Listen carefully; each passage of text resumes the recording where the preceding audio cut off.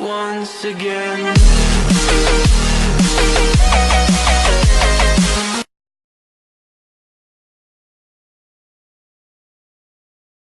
Мен сіңілімді өте қатты жақсы көремін.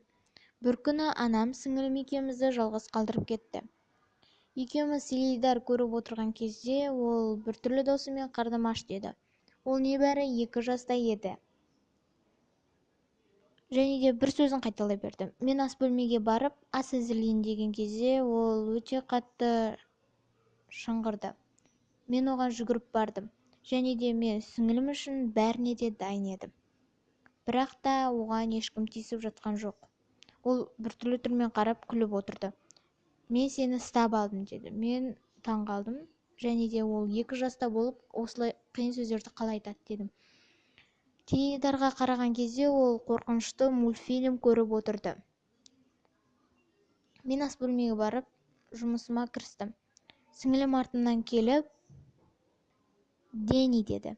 Мен қарап, не дедім. Дәлізде біреу жүр деді. Мен қатты шошып, бір орында қатып қалдым. Уақытта жай өтті. Дәлізді тексеруге келген кезде менің қолымда тек қана пышақ болатын. Бірақ та дәлізде ешкім болмады. Айтушы еді, кішкентай балдарға қорқынышты адамдар көрінеді деп.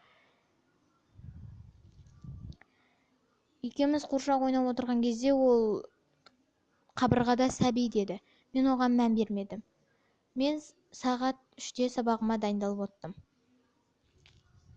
Ол тағы да шыңғырды. Мен оған барған кезде шкафтың ішінде біреу деді. Мен шкафты ашайын дедім, бірақ есіме көптеген фильмдерді шкафты ашқан кезде ішінен қорқынышты адам шығатын. Мен оны өзімен бірге жатуға бардым. Бірақ ол мен шкафтың ішіндегі адаммен бірге қаламын деді. Және де ата-анам да оның сөзін қабылдайды. Себебі ол кішкентай деді. Бәріміз тролльдарды көруге бардық. Тролльдарды қинап жатқан кезде басқа балалар жылап жатты. Ал менің сіңілім өте қатты күліп отырды. Ал тролльдар бақытты болған кезде басқа балалар қуанса, ал менің сіңілім қызық емес деп отырды. Менің сіңілім біртүрлі болғанымен де мен оны өте қатты жақсы көрем.